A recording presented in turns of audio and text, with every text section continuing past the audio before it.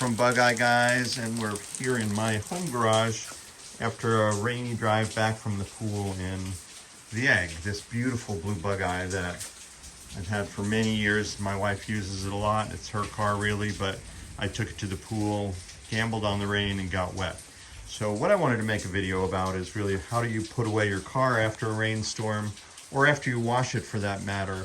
And you'll see right away one of the things that's kind of important is that you get the nose up in the air for it to drain. You'll find that the water tends to collect in these little lips here. You can clean them out with your fingers or a rag or however you want to do it. Just make sure that the grit is out of there so that you're not trapping water and crud in there that's going to end up rusting the bottom of the nose. You'll find that a lot of water tends to collect under this chin panel. So I'm going to let gravity do the work overnight with some engine heat coming out.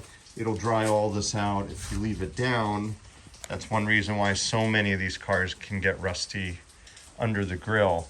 You'll also want to wipe off the inner fender tops here, or even the underside of the nose up here, because a lot of the water shooting off the tire will be a rust potential for you later. And then here on the top of the rocker panels, I've dried all this off because that tends to be an area that will stay wet. I'll also make sure that I get this sill top here. You don't want water sitting in there and potentially starting a rust problem. And under the tonneau as well, if you've had a tonneau on the car, I hope you have in the rain, you want to make sure you find things like this where there's water that got under the vinyl. If you have room to hang your tonneau overnight off the car so it can dry out, all of that helps preserve the car's finish and the car for generations. You'll see how I have water here around this common sense fitting, and you'll want to wipe that up. If you get any water in the cockpit, same thing, you'll want to dry all that off just to keep your car nice and rust-free for generations. The beading as well tends to be a place that water can accumulate depending on the shape of your car, so you want to clean this out as well.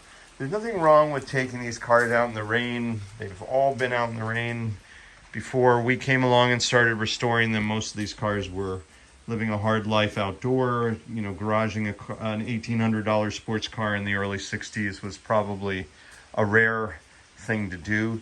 So you shouldn't be afraid to drive them in the rain, at least occasionally. But when you do put them away, nice to put them in a garage, dry them off so that water can't do any damage before your next drive, or cumulatively before your next drive. We have one car that we're talking to a client about in South Carolina that's been in a carport, and in that moist air, it really picked up a lot of rust.